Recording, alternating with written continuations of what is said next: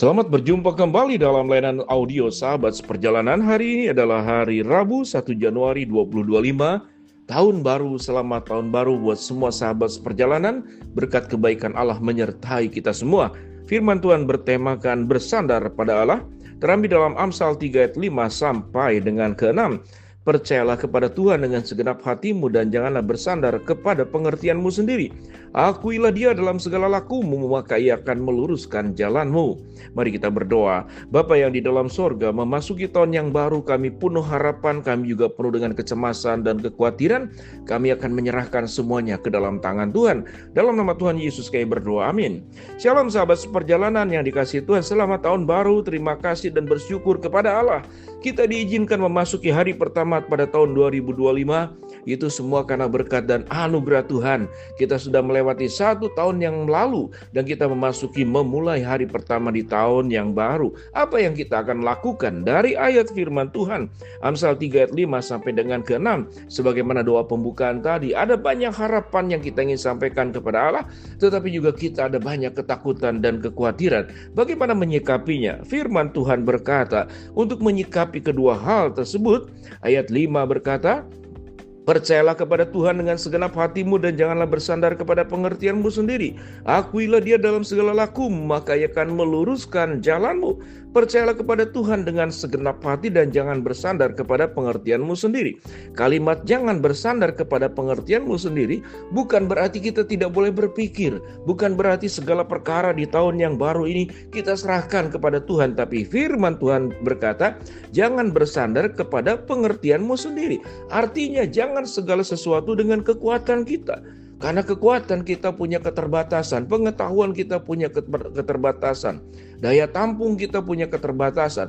Kalau kita memahami gelas hanya bisa menampung air 1 gelas, ember hanya bisa menampung air juga 1 ember, bahkan danau yang lebih besar hanya bisa menampung air sebesar kapasitasnya danau, lautan pun sama. Tetapi firman Tuhan berkata, kalau kasih Allah itu lebih luas dari samudra, lebih tinggi dari langit, lebih dalam daripada lautan dan apapun yang ada di muka bumi ini, maka sesungguhnya kemampuan kita, pengertian kita, kepandaian kita sungguh sangat terbatas dibanding kepada Tuhan. Bahkan setitik embun di tengah embun yang hadir di pagi hari itu pun terlalu besar dengan kebesaran Allah. Disinilah kita memulai sebuah kehidupan dengan yang namanya bersandar pada Allah, sekalipun ada pengertian hikmat yang diberikan kepada Allah, ada usaha dan upaya yang harus kita kerjakan, ada kerajinan yang harus ditunjukkan, ada kerja keras di mana kita harus berjuang. Bangun pagi, bekerja, pulang sore atau malam, semua keseharian itu kita akan lakukan dengan peran masing-masing. Tentu seorang ayah akan banyak di luar berjuang mencari nafkah. Seorang ibu akan mengurus rumah tangga dan setiap kita masing-masing akan punya perannya masing-masing. Oleh sebab itu, harapan, ketakutan, kekhawatiran menjadi panduan yang kita perlu taruh semuanya di dalam keberadaan Allah, di dalam kemahakuasaan Tuhan. Firman Tuhan berkata, percayalah kepada Tuhan dengan segenap hatimu. Ada sikap yang perlu kita lakukan. Banyak orang percaya tapi setengah percaya, kadang percaya atau kadang tidak. Tapi firman Tuhan berkata, percayalah kepada Allah dengan segenap hatimu. Artinya tanpa sisa, tanpa keraguan, tanpa kekhawatiran, tanpa menyaksikan Allah, tanpa bertanya, apakah Allah sanggup? Jangan-jangan Allah tidak sanggup. Apakah Allah mampu? Jangan-jangan Allah tidak mampu. Sikap demikian adalah sikap ragu-ragu. Bukankah sesuatu yang sudah terbukti kita bisa mempercayainya penuh di dalam kehidupan dunia yang terbatas ini? Sementara Allah adalah pribadi yang semuanya serba maha sempurna, maha ada, maha adil, maha kuasa, maha ada, maha menolong, maha menopang, maha menghibur, maha menguatkan.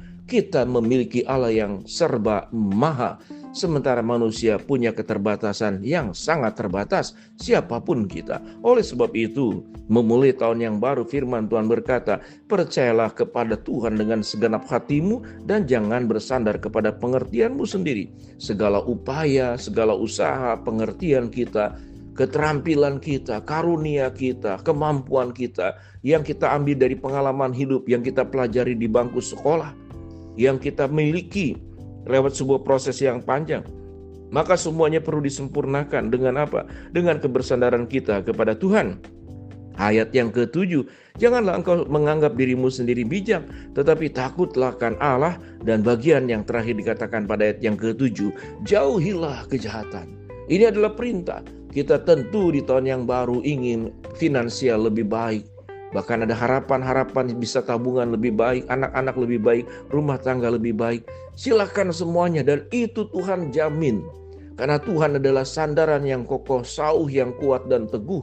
Labuhan hati kita di dalam saat-saat yang paling buruk, di titik nadir, di lembah yang terkelam, terdalam sekalipun. Tetapi firman Tuhan berkata, salah satu tujuan kita yang perlu kita perjuangkan adalah jauhilah kejahatan, jauhilah dosa, ketidakpercayaan, kekhawatiran, ketakutan. Sesungguhnya itu adalah mengandung unsur-unsur dosa.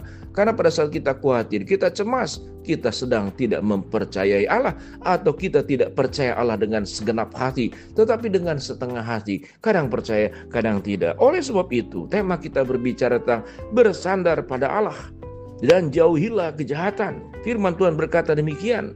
Pada saat kita menghadapi problem kesulitan pada ayat yang ke-8 ayat selanjutnya, jangan takut bahwa Tuhanlah yang akan menyembuhkan tubuhmu, menyegarkan tulang-tulangmu. Di sini berbicara tentang kesehatan yang Tuhan berikan, akan segarkan tubuhmu, menyegarkan tulang-tulangmu. Tentu tidak hanya berbicara tentang aspek badani, ragani, tetapi jiwa kita, pikiran kita akan dipulihkan oleh Allah. Punya pikiran yang sehat, punya perasaan yang sehat, punya tubuh yang sehat.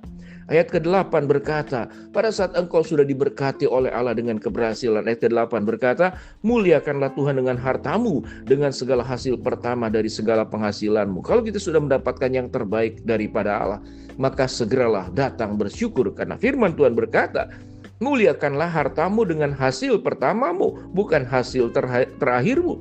Artinya ucapan syukur harus dilakukan, bisa dalam bentuk doa, dalam bentuk pujian, dalam bentuk saat teduh kita, tapi juga dalam bentuk pemberian secara spesifik. Firman Tuhan berkata, muliakanlah Tuhan dengan hartamu. Bagaimana kita sudah memberi kepada Tuhan, kepada pekerjaan Allah? Apakah semakin hari semakin kecil? Atau kita bertekad, ya Tuhan, sebelum terjadi apapun aku berjanji untuk bisa memberi kepada Allah secara konsisten. Kalau tidak bisa lebih, aku tidak akan menguranginya. Baik waktumu, baik karuniamu, baik hartamu, baik uangmu. Berikan kepada pihak gereja. Gereja akan mengelola untuk diakonia, untuk misi, untuk segala sesuatu. Kalau kita tidak sanggup mengelolanya sendiri, maka serahkanlah kepada pihak yang secara spesifik sudah dipilih oleh Allah, ditentukan oleh Allah. Gereja di mana kita dibesarkan secara iman. Firman Tuhan berkata, maka lumbung-lumbungmu akan diisi penuh sampai melimpah-limpah, dan bejana pemerahanmu akan meluap dengan air buah anggurnya. Hai anakku, janganlah menolak didikan Tuhan, dan janganlah engkau bosan dengan peringatannya. Sahabat seperjalanan, renungan ini adalah didikan Allah. Melalui sahabat seperjalanan engkau dididik, engkau diingatkan supaya engkau tidak bosan akan peringatan Allah, dan hidupmu akan diberkati. Tentu doa yang disampaikan buat semua sahabat seperjalanan di hari pertama ini, sewaktu engkau bersandar kepada Allah, engkau akan dapat kekuatan Tuhan, engkau akan mendapatkan penghiburan dari Allah, engkau akan mendapatkan semua yang terbaik, karena Allah mencintai kita tidak pernah setengah hati, namun dengan segenap hati. Biarlah kita bersandar kepada Allah, percaya kepada Allah pun juga dengan segenap hati. Kita berdoa. Terima kasih Bapa, kami awali tahun baru ini dengan sebuah hati yang bersandar kepada Allah. Berkati setiap perjalanan yang akan dilalui oleh semua sahabat seperjalanan. Senantiasa ada penyertaan Tuhan yang sempurna, kekuatan Tuhan yang maha dahsyat. Inilah doa hamba-Mu dan seluruh rekan sahabat seperjalanan yang kami alaskan dalam nama Tuhan Yesus kami berdoa. Amin.